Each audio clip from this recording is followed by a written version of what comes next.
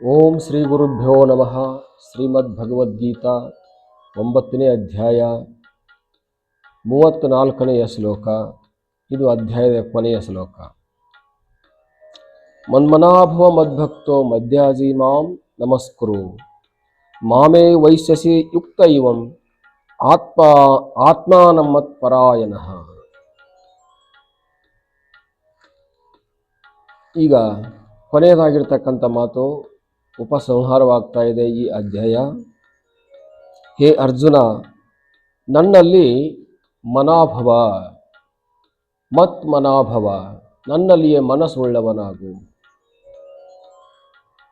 ಮತ್ತು ನನ್ನಲ್ಲಿಯೇ ಕರ್ಮದ ರೂಪದಲ್ಲಿ ತೊಡಗಿದವನಾಗಿರು.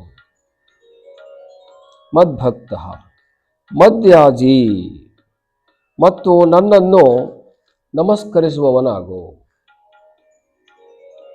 ಮತ್ತು ನನ್ನನ್ನು ಆರಾಧಿಸುವವನಾಗು. ಇನ್ನು ನನ್ನಲ್ಲಿಯೇ ಸಂಪೂರ್ಣವಾಗಿ ತಲ್ಲೀನನಾಗಿರು. ಅಷ್ಟೇ ಅಲ್ಲದಲೇ ನನ್ನಲ್ಲಿಯೇ ಆತ್ಮಾನಮತ್ಪರಾಯಣಂ ಅಂತಂದರೆ ನನ್ನಲ್ಲಿಯೇ ಸಂಪೂರ್ಣವಾಗಿ ಭಕ್ತಿಯುಳ್ಳವನಾಗಿರು, ನನ್ನನ್ನೇ ನಿರಂತರ ಧ್ಯಾನಿಸುವವನಾಗಿರು, ನನ್ನನ್ನೇ ನಿರಂತರ ಚಿಂತನೆ ಮಾಡುವವನಾಗಿರು.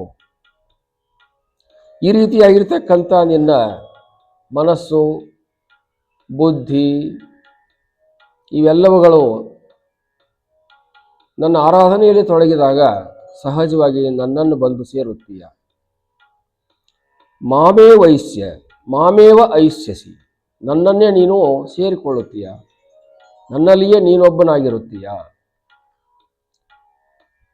ಹಾಗಾಗಿ ಭಗವಂತನ ಇದೊಂದು 9ನೇ ಅಧ್ಯಾಯದ ರೀತಿಯಲ್ಲಿ 16 ರೀತಿಯಾಗಿರ್ತಕ್ಕಂಥ ಮಾರ್ಗಗಳನ್ನು ಹೇಳಿ, ಸುಲಭವಾಗಿರ್ತಕ್ಕಂಥ ಉಪಚಾರ ರೂಪದ ದ್ರವ್ಯಗಳನ್ನು ಹೇಳಿ, ಪತ್ರಂ ಪುಷ್ಪಂ ಫಲಂ ತೋಯಂ ಅನ್ನುವಂಥ ಬಹಳ ಸುಲಭವಾದಂಥ ಉಪಾಯವನ್ನು ಹೇಳಾಯಿತು.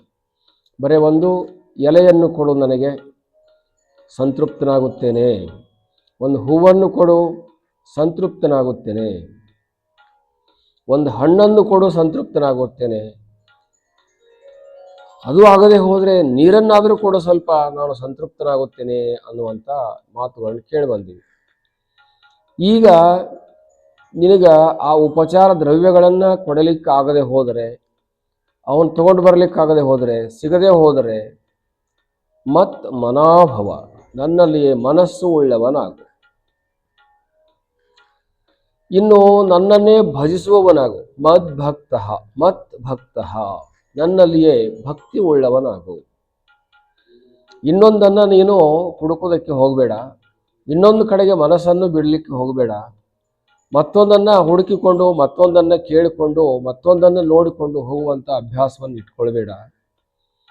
ಮತ್ತು ಮದ್ಯಾಜಿ, ನನ್ನಲ್ಲಿಯೇ ನೀನು ಏನು ಮಾಡ್ತೀಯೋ ಅದೆಲ್ಲವನ್ನ ನನಗೆ ಸಮರ್ಪಣೆ ಮಾಡುವವನಾಗು, ನನ್ನನ್ನೇ ಪೂಜೆ ಮಾಡುವವನಾಗು.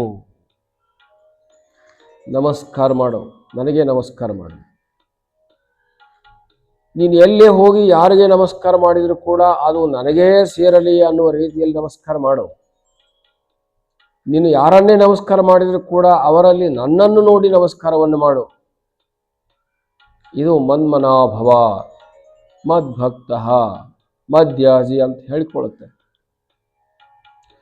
ಇನ್ನು ಈ ರೀತಿ ನೀನು ನಿನ್ನ ಕ್ರಿಯೆ ಕರ್ಮಗಳನ್ನು, ನಿನ್ನ ಮನಬುದ್ಧಿಗಳನ್ನು ಸಮರ್ಪಣಾ ರೀತಿಯಲ್ಲಿ ನೀನು ಹೇಳ್ಕೊಂಡು ಬಂದು ಮಾಡ್ಕೊಂಡು ಬಂದದ್ದೇ ಆದರೆ ಮಾಂ ಏವ ಐಷ್ಯಸಿ, ನನ್ನನ್ನೇ ಬಂದು ಸೇರುತ್ತೀಯ. ಐಷ್ಯಸಿ ಅಂದರೆ ಸೇರುತ್ತೀಯ. ಮಾಂ ಏವ, ನನ್ನಲ್ಲಿಯೇ, ನನ್ನನ್ನೇ. ಯುಕ್ತ ಏವ, ಈ ರೀತಿಯಾಗಿರ್ತಕ್ಕಂಥ 4 ಉಪಚಾರಗಳನ್ನು ಹೇಳ್ತು. ಮನಸ್ಸುಳ್ಳವನಾಗು, ಭಕ್ತನಾಗು, ಆರಾಧಿಸುವವನಾಗು, ನಮಸ್ಕರಿಸುವವನಾಗು. ಇವೆಲ್ಲವುಗಳನ್ನು 4 ನನಗೆ ಮನಸಾರೆ ನೀನು ಹೇಳಿಕೊಂಡು ಮಾಡಿಕೊಂಡು ಬಂದದ್ದೇ ಆದರೆ ಆತ್ಮಾನಮತ್ಪರಾಯಣ, ಮತ್ ಆತ್ಮಾನಂ ಪರಾಯಣಃ, ನನ್ನ ಆತ್ಮದಲ್ಲಿಯೇ ನೀನು ಒಂದು ಆತ್ಮವಾಗಿ ಇರುತ್ತೀಯ. ನೀನು ಬೇರೆ ಆತ್ಮನಾಗಿರುತ್ತೀಯ ಅಂತಲ್ಲ, ನನ್ನ ಆತ್ಮವೇ ಆಗಿ ನೀನು ಇರುತ್ತೀಯ ಅರ್ಜುನ. ಇದು ಯಾರಿಗೆ ಸಾಧ್ಯ? ಈ ಒಂದು ಮನಸ್ಸುಯುಕ್ತವಾಗಿರ್ತಕ್ಕಂಥ ಶ್ರದ್ಧಾ ಭಕ್ತಿ ಕ್ರಿಯಾ ಕರ್ಮಗಳನ್ನು ಹೊಂದಿದವರಿಗೆ ನನ್ನ ಆತ್ಮವಾಗಿರುವುದಕ್ಕೆ ಅವಕಾಶ ಕೊಡ್ತಾ ಇದ್ದೇನೆ ಅಂತ ಆತ್ಮಯುಕ್ತನಾಗಿ ನಿನ್ನ ಕ್ರಿಯಾ ಕರ್ಮಗಳನ್ನು ಮಾಡೋ, ನೀನು ಧನ್ಯನಾಗ್ತೀಯ ಅನ್ನುವಂಥ ಅಭಿಪ್ರಾಯವನ್ನು ಇಲ್ಲಿ ಹೇಳ್ತಾ ಇದೆ. ಹರಿ ಓಂ ತತ್ಸತ್.